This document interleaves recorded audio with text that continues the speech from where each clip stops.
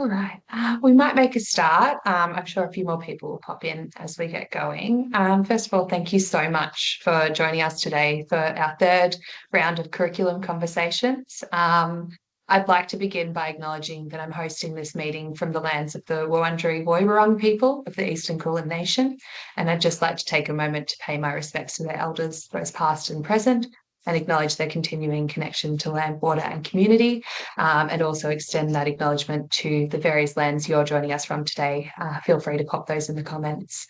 We're in for a really great presentation today. We've got four incredible speakers who are going to be talking all things science at their various institutions. So each speaker will go for about 10 minutes and there'll be time for questions at the end as well. So make sure you get your questions in and Brianne and Hermione will be monitoring the chat today. I'd like to begin by welcoming Peta Howard, who is the Education Coordinator at Puffing Billy. So over to you, Peter.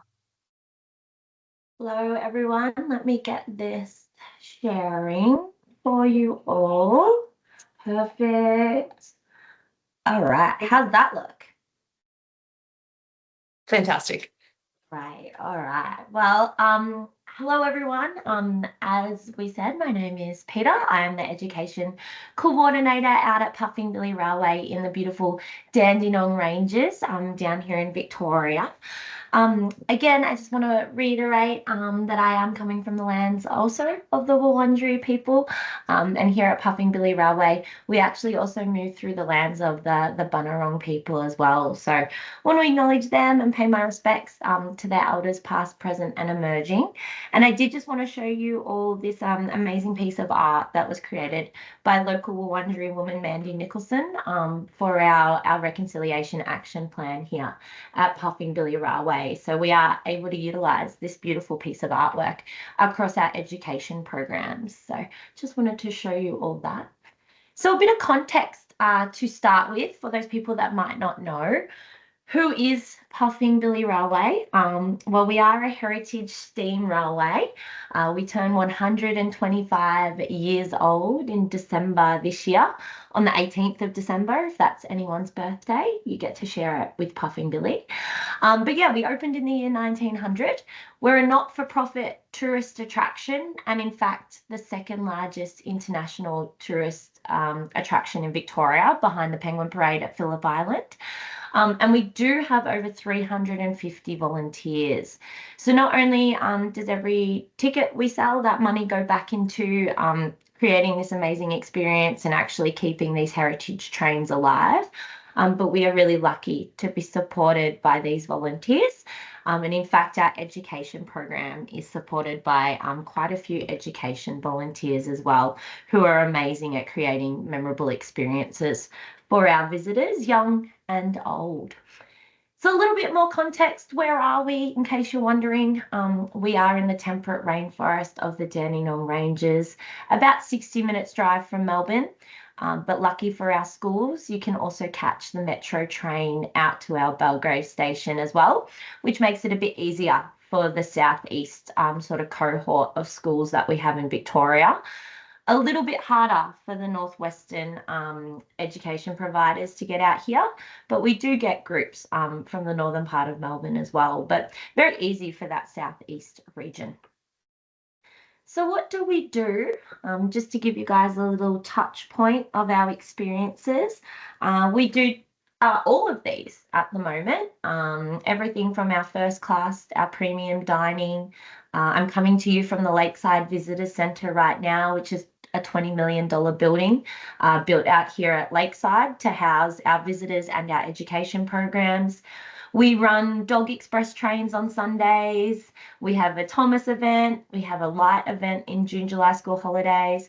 Our running festival's next weekend. So if you've ever wanted to race a steam train, you can do that. And we also host a Halloween event. But the one I want to focus on today is our excursion trains. So these are our bread and butter for normal visitors, but we also wanted to increase the number of young people coming to Puffing Billy and having some sort of opportunity with us. And so we launched our education programs to encourage that to happen. going on our everyday excursion trains. So just to understand why we went down this pathway, approximately 4 years ago to the day, we launched our Endless Discovery education programs. Just so you know, they do fit under our strategic pillars. So what I mean by that is we have our vision and our mission here at the Railway, and you can have a little read of that. But pretty much our job here is to share our heritage railway and also highlight the natural beauty and history of the area that we are in. And our mission is to make sure that visitors, whether that's schools and students or international or domestic visitors, get to enjoy our local history, environment and communities, all while creating this passion and this love for the railway and this rainforest up here. So education fits right under the top strategic pillar there: preserve, celebrate and share our heritage rail experience. And also the third one down, which is commit to and deliver a sustainable future. And this is where the science aspect comes in, and we'll talk about that in a minute.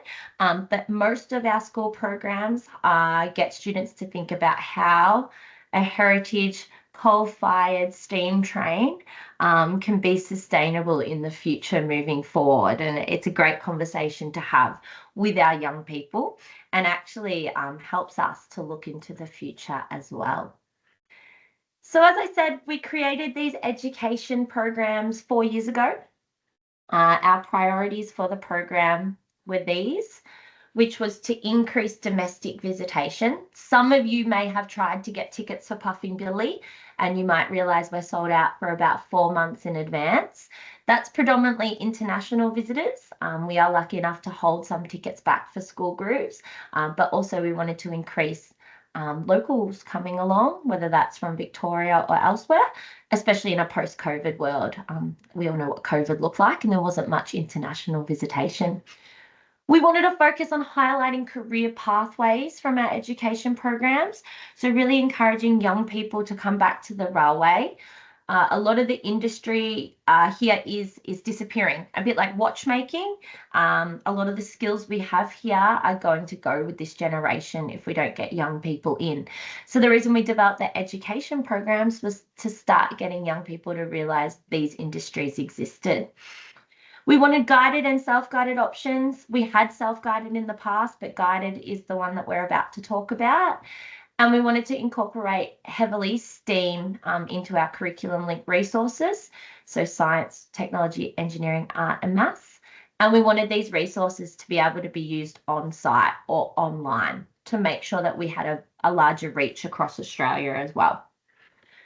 So each program includes an on-site excursion with the train journey and an educator-led workshop, goes for about 45 minutes. A focus on STEAM, as I mentioned earlier, and curriculum-linked resources. So every school gets 4 pre, 4 post, and a workbook. All are optional.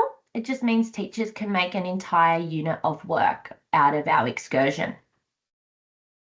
Our programs, these were the first 4 we launched in 2021. You can see there a prep program or a foundation program, early years, all the way up to year 8. And then the following year, we launched 4 more programs with our maths program and our VCE programs coming through. I'm very excited to let you guys know you are the first ones to hear this.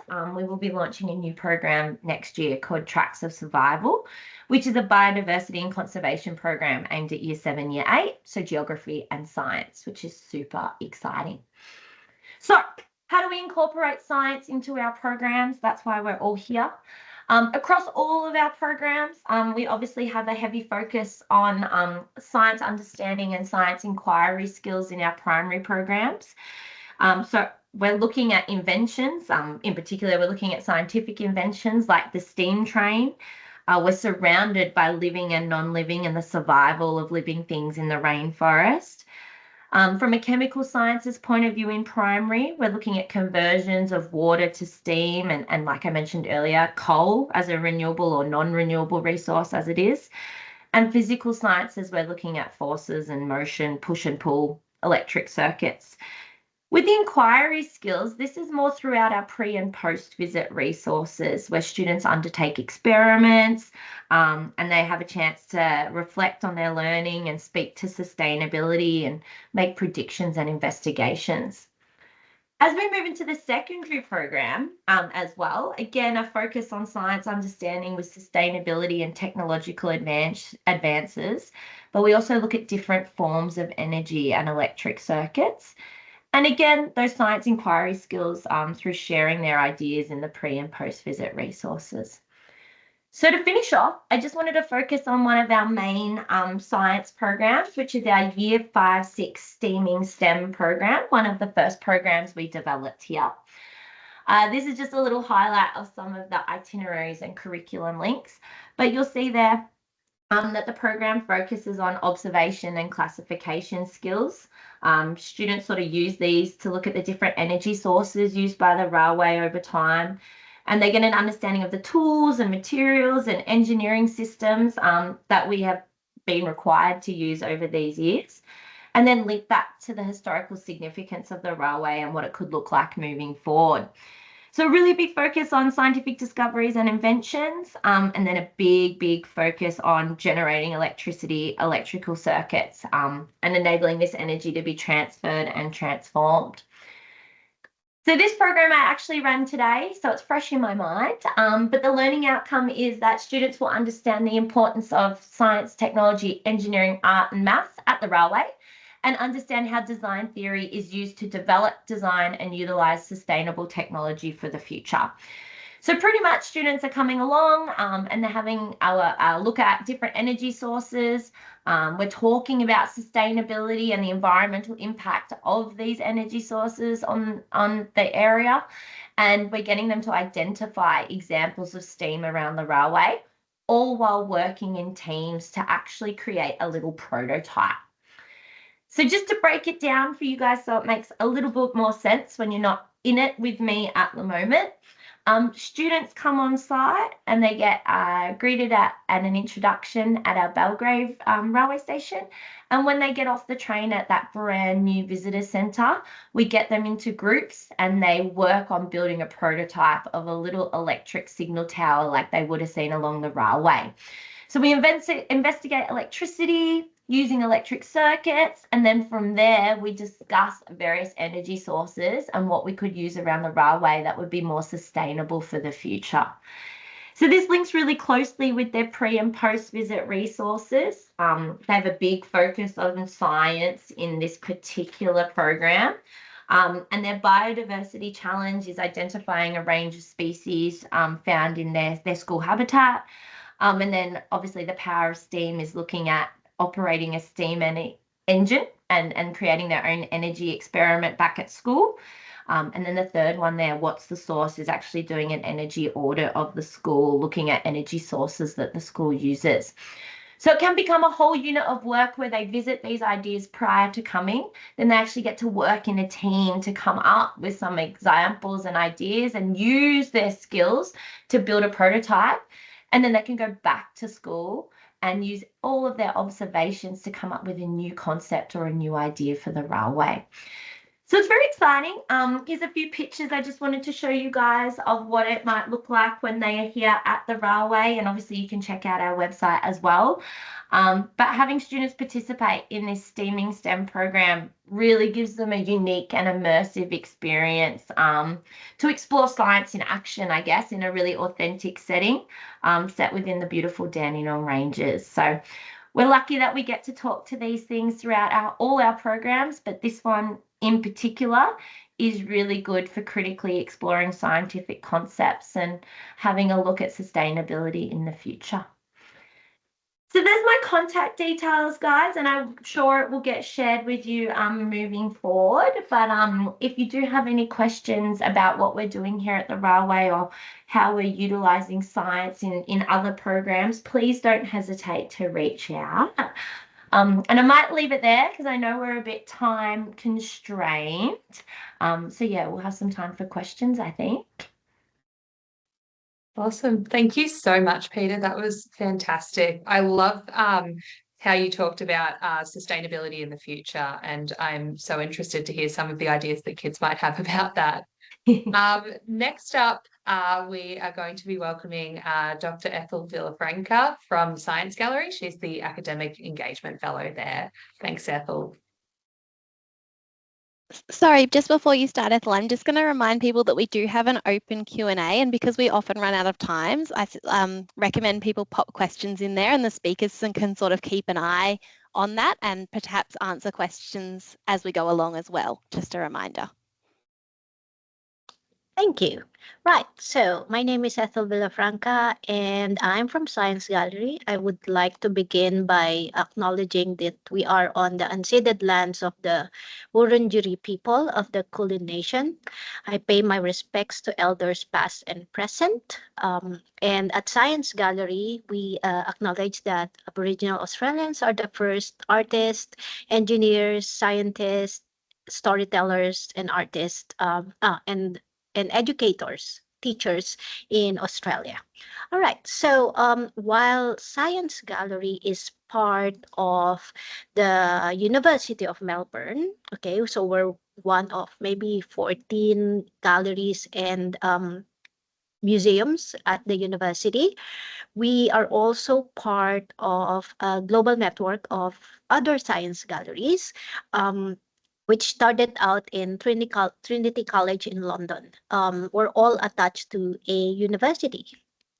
Now, we are not your typical science or art gallery because we blend science and art, which is both a challenge, because when we go to science people, they're like, oh, it's art. It's not science. When we go to art people, it's like, oh, it's science.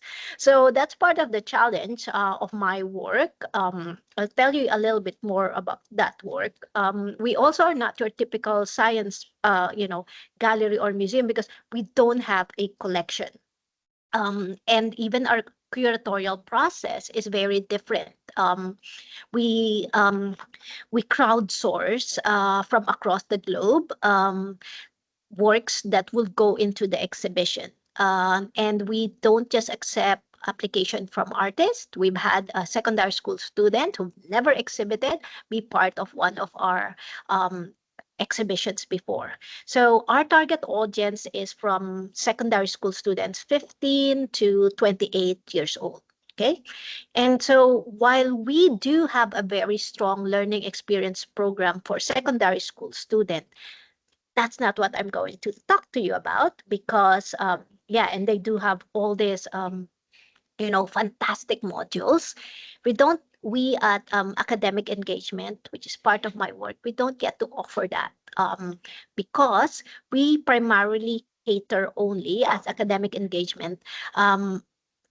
My role is to work with academics, students, researchers, and from across the 9 universities.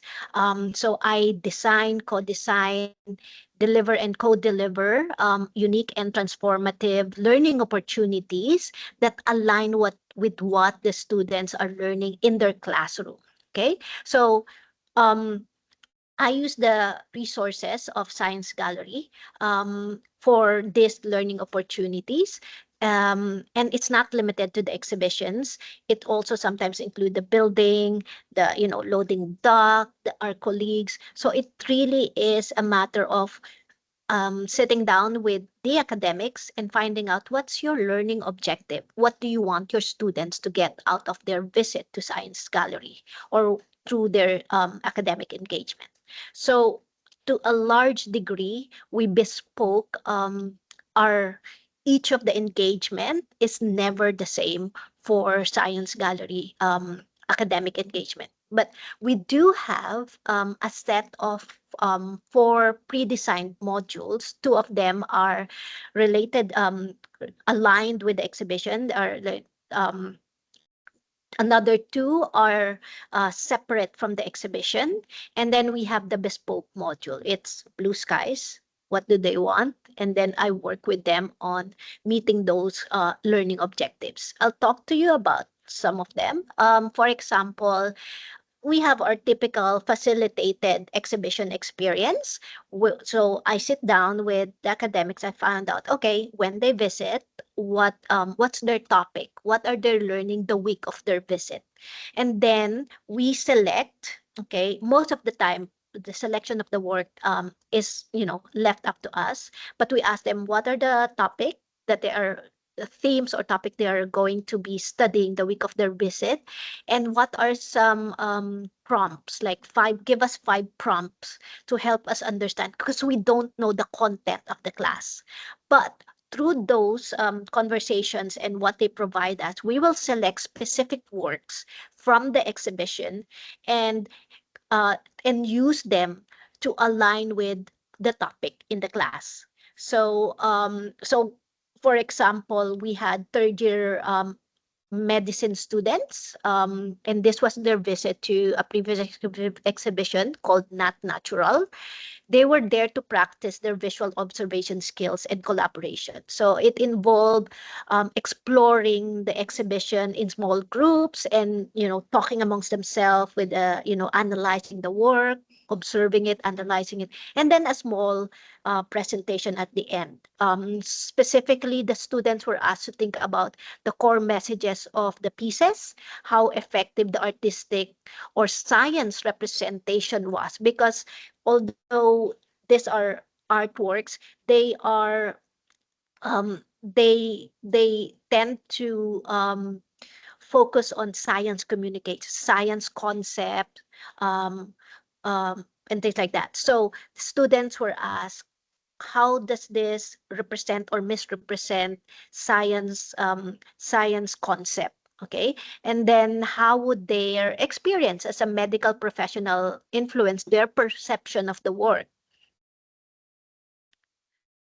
So that session was designed to get the students thinking about how art can be used to communicate science, how to make science communication through art more effective, and how their lived experience influences how you engage with the artwork.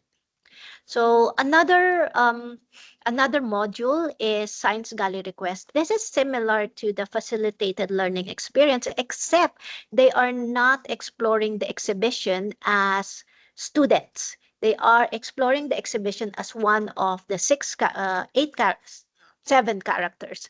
Sorry, it changes because we sometimes create more characters for a class. So our standard one is 7 characters. So the characters include alien, archaeologist, time traveler, artist, novelist, science gallery curator, and empath.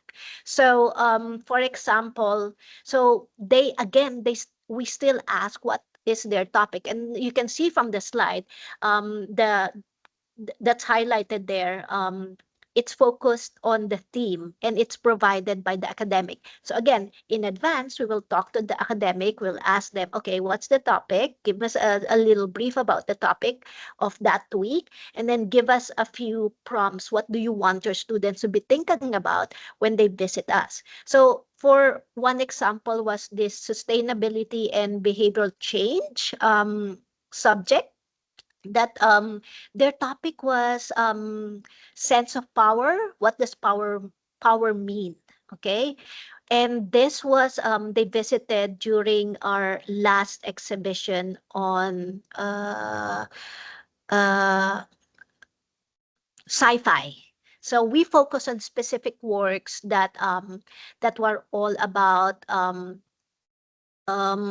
forming how humans make decisions about everything else on the planet, how um, our waste impact, even particularly waste materials from hospital, where do they end up in? Okay. Another work had us explore the ethical considerations for terraforming worlds. So they, after we have that conversation about some of the works, they will now be tasked to, as groups, small groups, to explore the exhibition, okay, with the characters that they get assigned to. The third module is design thinking. So design thinking. This slide is from a class called Laboratory to Life. In this module, in this module we teach the students about design thinking as one of the framework for solving problem solving. We teach them first about the framework. We teach them about the process. Then we model how it is applied on an actual problem. And then this slide, so when it's their turn, they work in groups, in their small group, and they have to solve one other problem. And again, we sit down with academics, we find out, okay, give us two problems, okay, that we can work with the students. And then they have to solve this as a group. They're very limited. They're only given, I think, 10 minutes to go through the process and then create a pitch, a 2-minute pitch, sort of like Shark Tank, and they will have to identify what specific problem they're trying to solve, why they're wanting to solve that, and what their solution is, and then a call to action. So to encourage their peers to vote for them, and then whichever group has the most number of investors wins. Sometimes we have tokens, or if we don't have tokens from the gallery, a round of applause. But the students really enjoy doing this. And in fact, some of the subjects, this particular subject, since the first time we did this with them, we are now doing it every semester that the subject is being offered. Now, the other module, the last module that we have is Sustainability Showdown, Outsmart, Outgreen, Outlast. We teach students about sustainability, but in a game show format. So we use Kahoot as a group for the quiz show, and then at the end, we again have to ask our academic, give us a problem that the students can solve, and then again they have to think about the problem and how it can be solved in a different way. Okay, so again, it's an opportunity for students to apply what they're learning in the classroom. These two, sustainability and design thinking, are not delivered in the gallery or we go to their classroom because we don't have a dedicated space for academic engagement. So it is delivered in their classroom. For the last one, bespoke. So I mentioned the fifth module is we just talk to them and find out how can we help you? What kind of outcome would you like to have? So sometimes it would end up that we have to give them our problem at the Science Gallery for their students to solve. So for example, this is from the Faculty of Engineering and IT. This is an engineering management capstone subject. So we have a problem that they have to apply their engineering skills, and then they submit that's actually their assessment, and then they present it to us. So hitting two birds with one stone, because these are usually problems that we don't have the resources to actually think about and focus on. And you have this bright 5 to 6 students, or we normally have 2 groups of them, to think about our problem and use their ideas, use what they have access to suggest solutions. So we don't always adopt the solution, but it gives us ideas on moving forward. We're not starting from scratch anymore. So this is just to put what we do in context. So last year we had 11,000 plus student engagement. The university's full-time equivalent enrollment is only 55,000. So that's around 20% of the student population. And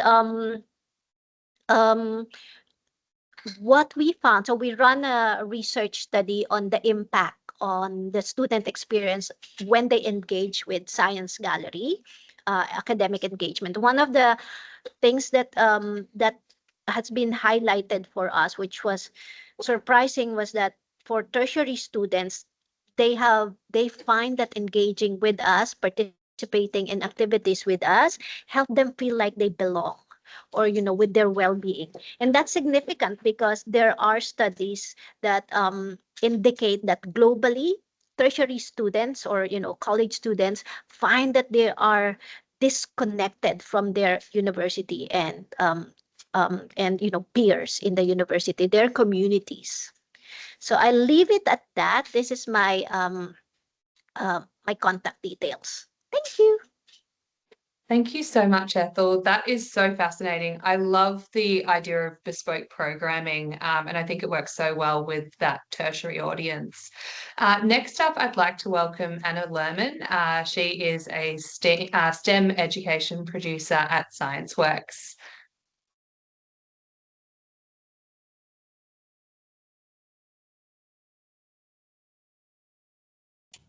There we go. Hi, everyone.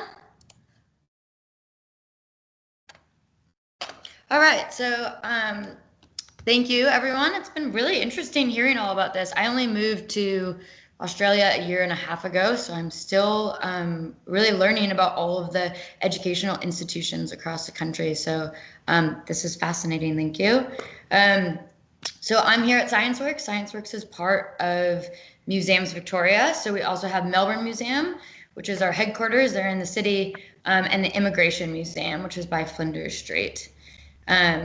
Here at Scienceworks, we have 25 different education programs that we run.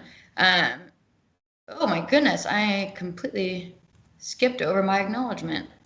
Well, we'll always stop and pause for that. So here at Scienceworks, we are on the western side of the city. We're on the other side of the river, so we are on the lands of the Boonwurrung people of the Eastern Kulin Nation.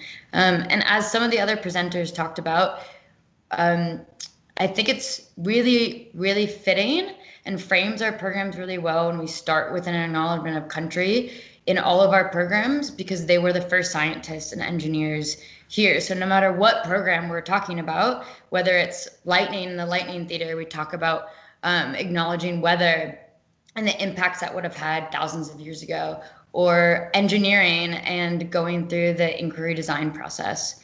So that's always something very important that we do at all of our programs. Here we are at Scienceworks. We have exhibitions. So this exhibition is called Tinkertown. This is our special exhibition that is running for about a year, a little bit longer than a year. We'll talk all about Tinkertown in a bit, but first I'll go through our other venues here. So we do educational shows. So these happen in our energy lab. These are very demonstration heavy. So this picture here is called Cool Stuff, this show. It's a show all about liquid nitrogen. So this program includes no volunteers because it's so dangerous, and it's all very demonstration heavy. All of our education shows focus on chemistry, physics, earth, and space. Then we have our lightning theater. This is one of the popular venues at Scienceworks. Because we have Tesla coils, we have a Van de Graaff generator, we have a Jacob's ladder, we light pickles on fire, we do all sorts of crazy things. We have giant electromagnets and can crushers, and it's one of the really special things about Scienceworks, and one of the reasons why teachers love booking here is because you can't get a Tesla coil in your own classroom. And one of the biggest challenges today, schools are starting to get a lot of incursions versus excursions due to costs, especially bus costs is one of our biggest challenges. But teachers always say that coming to the see the Tesla coil and learn about physics is something you obviously can't have in a classroom, and it's worthwhile making that excursion. So we focus on mostly physics, mostly electrical engineering, and earth and space science in our lightning theater. This space is, we kind of call it shock and awe science, where we have a really big, amazing demonstration that might make kids' hair fly or might make kids scream or jump, and then we explain the science behind it. Here in the planetarium, we also have Melbourne Planetarium here. We obviously cover Earth and space curriculum links, physics, and science as a human endeavor. This is another very popular venue that gets booked. It's really high demand because you tend to not have a planetarium in your school. It's just a very special, unique experience. Every planetarium show also includes a 10-minute What's with the Sky Tonight, where the presenter will go over what the night sky looks like, what planets you might be able to see, and any sort of cool things that might be happening, like if there's an eclipse happening soon. And then we have our workshops. So our workshops are way smaller. They're only about 28 children max. They're hands-on, and this is the part of the curriculum. This is part of our programs that we really focus on science inquiry skills. So in a lot of our other programs, they're all a lot more presenter-led. We do have volunteers come up, and there's a lot of question and answers. But our workshop is where we really focus on teaching what the scientific process is, teaching scientific inquiry skills, and curriculum capabilities. So that creative and critical thinking is really important, not just for us to teach science understanding, but to teach what skills you need to be able to understand science. So the program that I want to talk a little bit about in some more detail is Tinkertown, is the exhibition that we have going on that I mentioned earlier. In the top right of this picture is a picture of Tinkertown. I will show you some more pictures here. This is one of my favorite exhibits.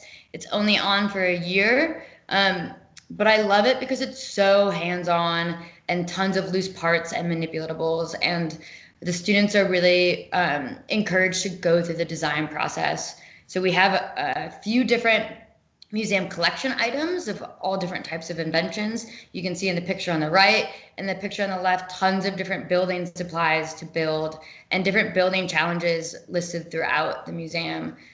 We have these block cushions where you can make giant forts. Me and my coworkers made a giant pirate ship. These pattern blocks, the kids can practice coding with. We have different coding challenges with these poppers, we call them. We have roller walls, so the kids can, these are from Kodu. The kids can manipulate the rubber tracks and make different roller coasters. And it's a really great space, and we're getting tons of education booking. This is booking out huge. So my goal on the education team is to be able to encourage schools to want to come to Tinkertown, but see if they can make an entire week unit out of incorporating Tinkertown into their learning. So what we've done here is we basically created an entire curriculum online unit, a STEM design unit for teachers to use to support their excursion to Tinkertown. The way that it's designed is this resource can be used as a whole unit, or teachers can pick and choose activities. And what I actually thought would be a really great idea is just to show you guys how it's set up on our website here. So, because I really like how this is laid out. This is something new that we're trying. So if you see on our website, this is our education page. It tells you a bit about what Tinkertown is, who it's meant for, F through 6, booking fees, all of that, a map, what students will experience, what students will learn. And then there's this link to the teacher guide. I'll go into that in a minute. But down here, we have all of our curriculum links. And we're trying to make it so that a teacher can book an entire day that's based around 1 or 2 curriculum links that they're focusing on. So if you're a F2 teacher, you can come down and look at physical sciences. You know that Tinkertown covers these curriculum links, and then you can also book a related program, like our Toys and Forces show, which is one of our shows, an education show in one of our different venues. Or you can book down here and look at level 3 to 4 under physics.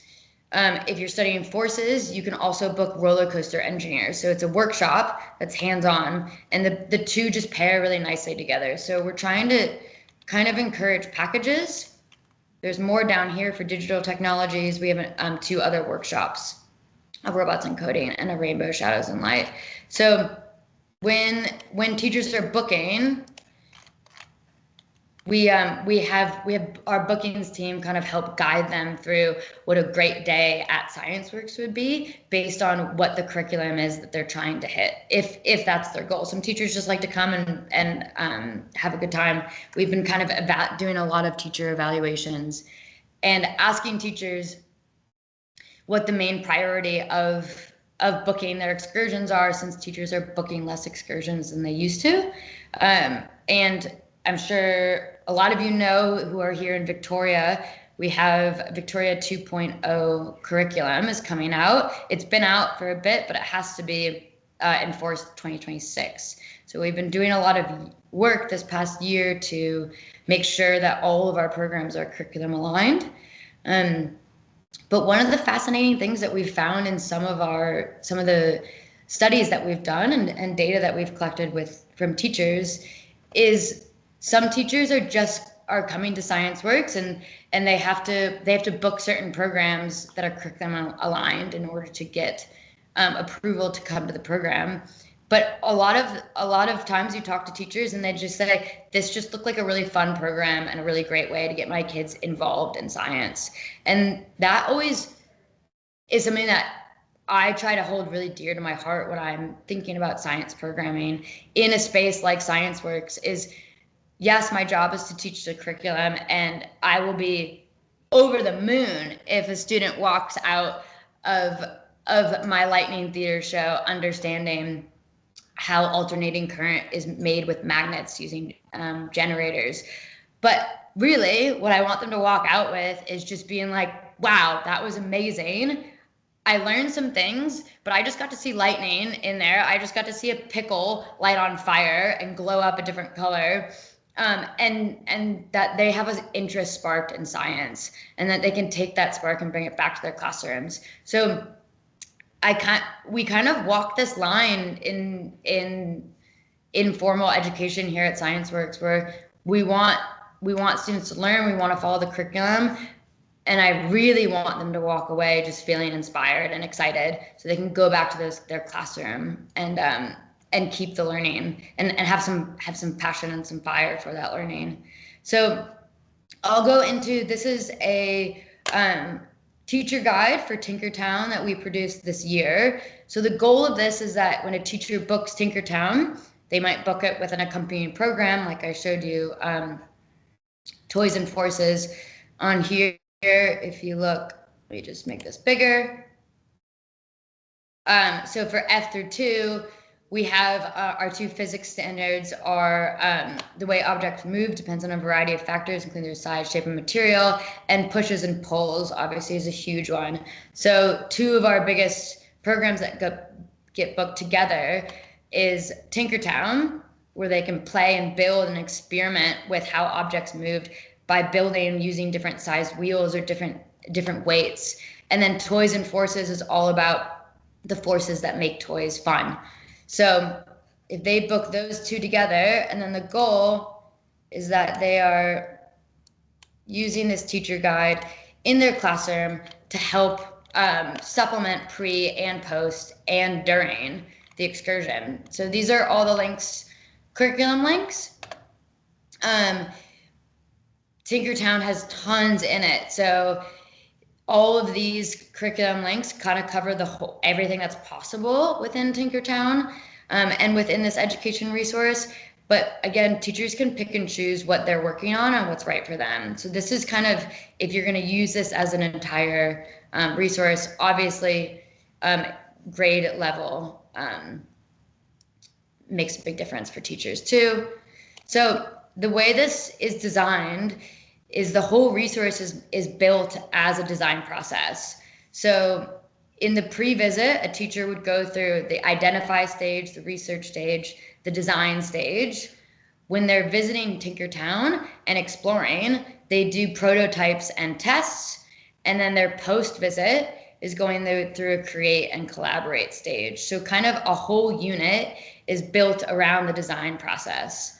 So the idea of their unit here is to create a mini town. So if we go through the end, their end goal is to create some sort of mini town using a brick collage. So it's a brick collage is when you collect materials, all sorts of different materials, whatever you have can be outside materials found in your classroom from the recycling bin, and they're going to create a whole different town with different parts of that a town needs. So teachers can go through and decide what types of activities they want to do. So they can pick and choose. They can just do, this is an identifying activity where they choose what certain elements a town needs. Does it mean hospitals, parks, infrastructure, houses? We have tangrams. If you all remember tangrams from being little kids, you can cut and paste these together in shapes. And the challenge is to use just one of these squares and make different shapes together to design and lay out their town. And then there's a variety of different research activities. So teachers can do all of these together. This is a engineering challenge about strength in shapes. We have a properties and materials challenge, so they can go through and test out all different sorts of materials and why that's important for engineering. And then we have building wheels and axles with cars. So if a teacher wants, they could use all three of these materials, or just say, they can just pick and say, this activity looks great for my classroom, I'm gonna do this. And then when we go to Tinkertown, we're gonna build on it, and we're gonna build our own car when we're there.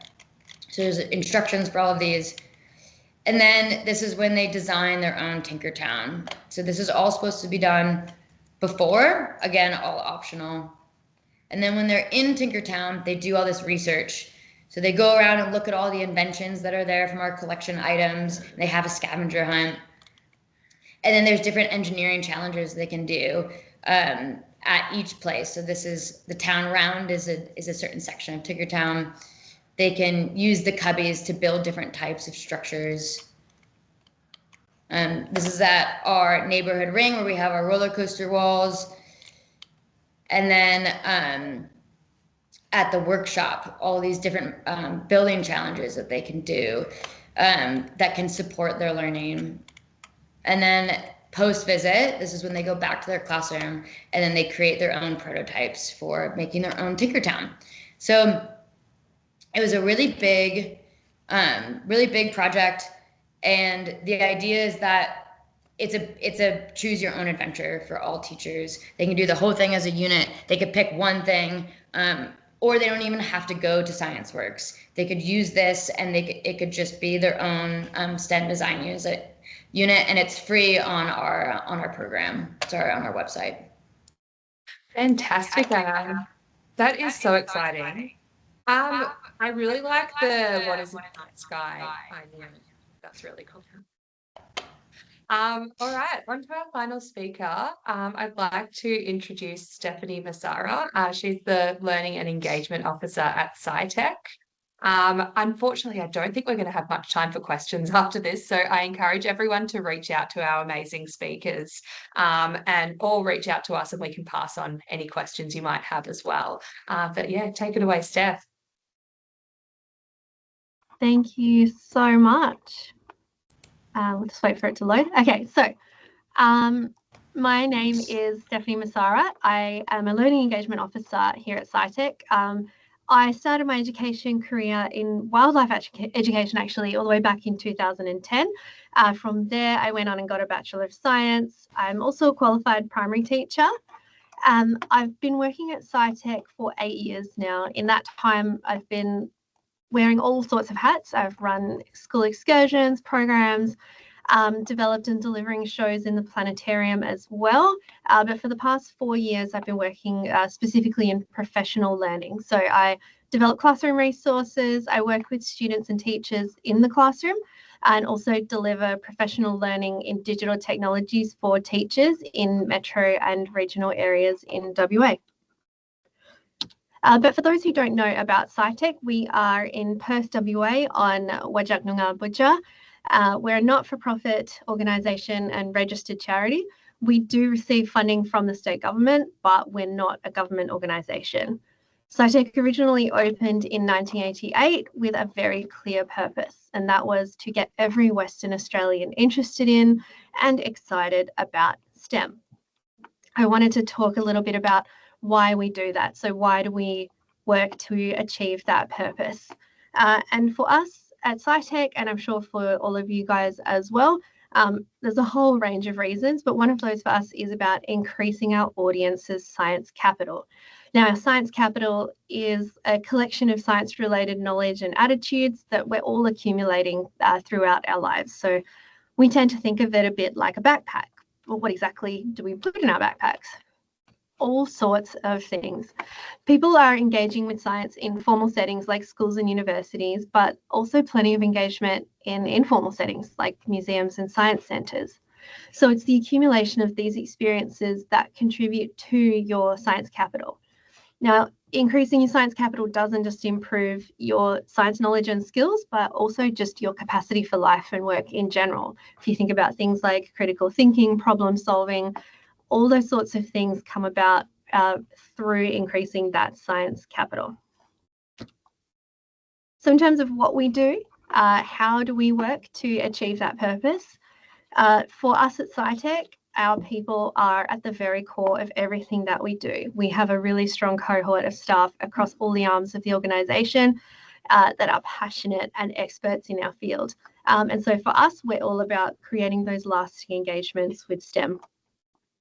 And what that looks like, all sorts of things. We have our Science Centre, which is filled with interactive and hands-on exhibits that have all been designed and built by Scitech staff. We also do live shows in the Chevron Science Theatre, the Puppet Theatre, and we also are home to Australia's largest planetarium, which again, all of those shows are designed and delivered by Scitech staff for a very unique and tailored experience.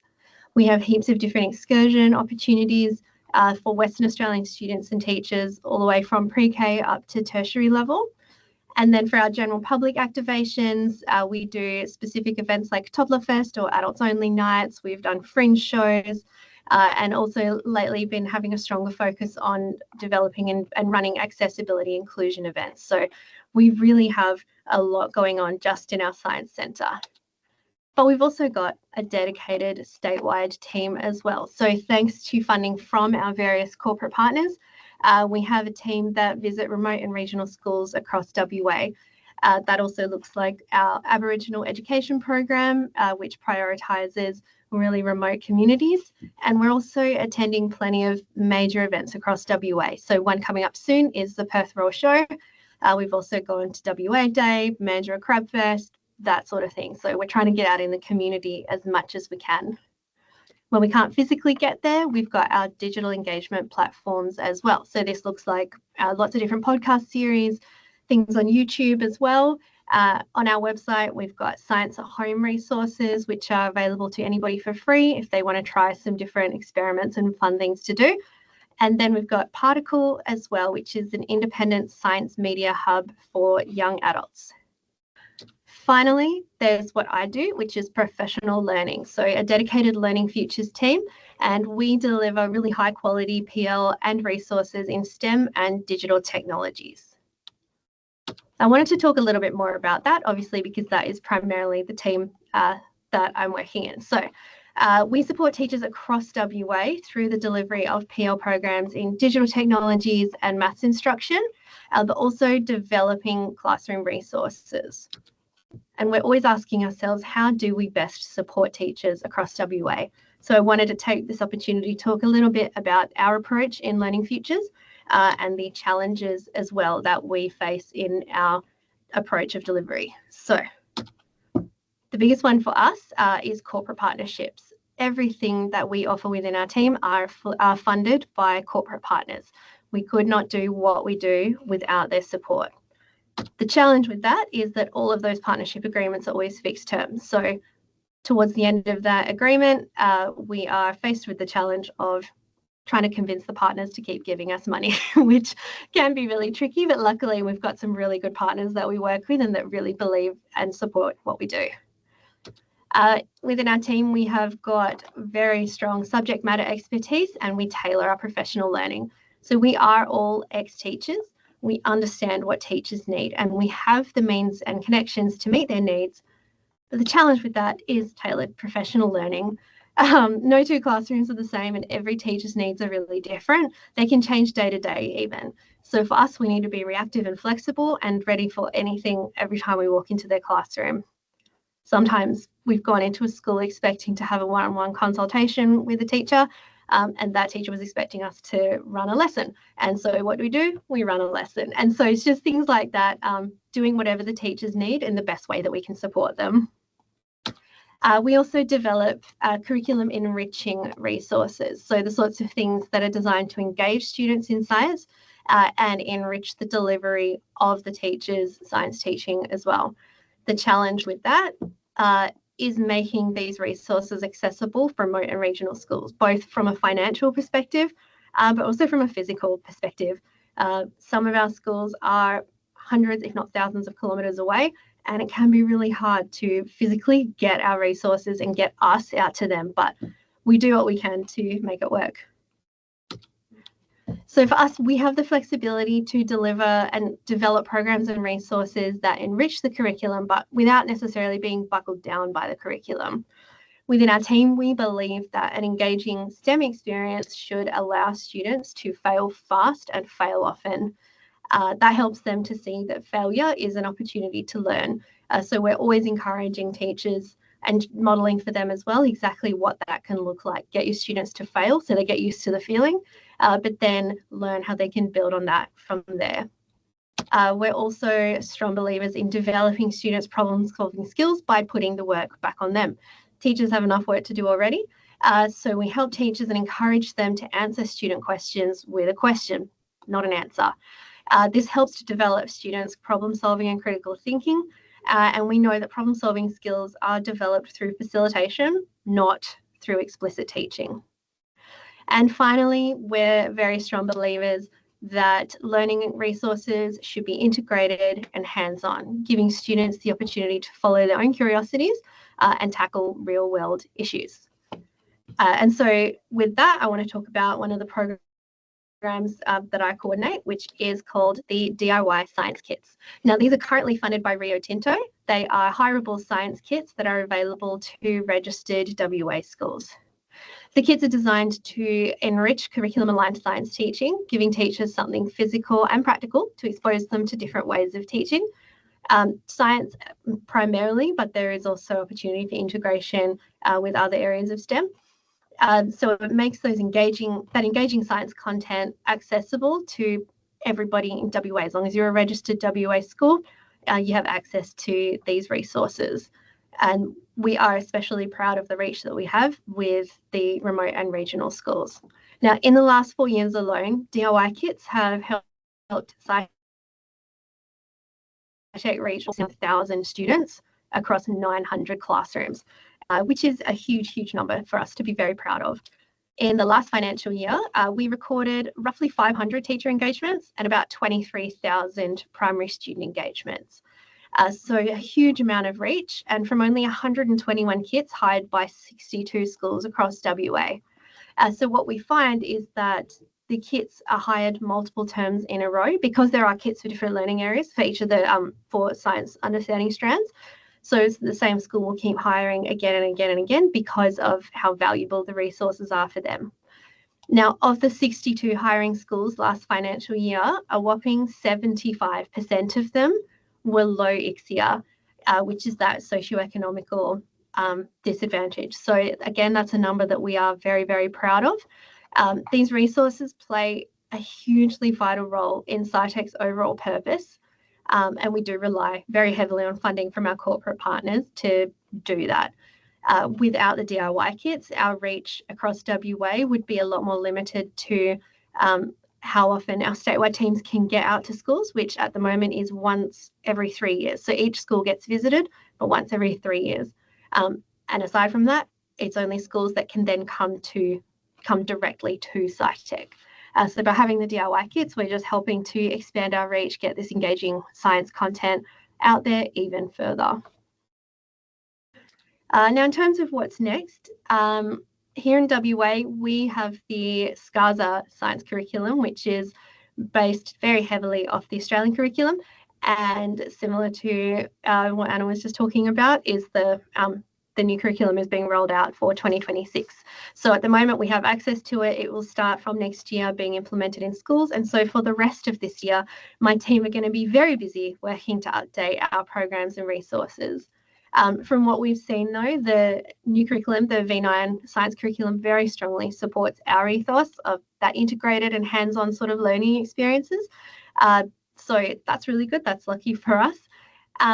But we're also kind of using this as an opportunity to update the content, tweak it in a way that better supports teachers. So we are doing all of our updates and our work very much in consultation with practicing teachers, just to make sure that we can continue to meet their needs. Okay, thank you. Thank you so much, Stephanie. That's all incredible. And I think being able to reach those communities is such a blessing. And I love your motto that you had, fail fast and fail often. I thought that was fantastic as a former teacher myself as well. Yeah, we are running over time.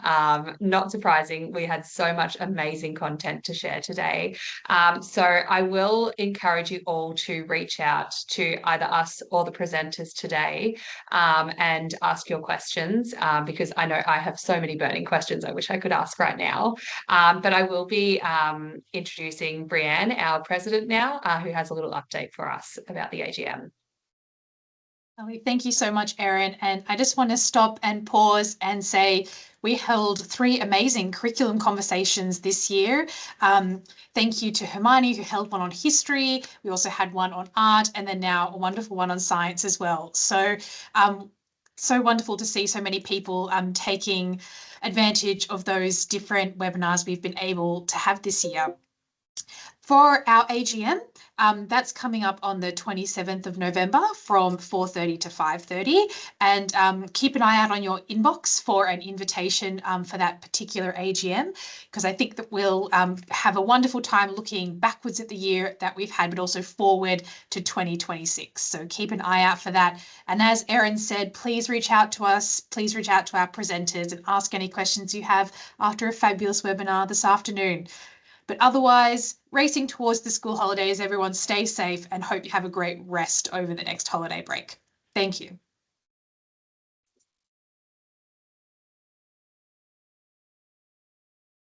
Thanks so much. Bye.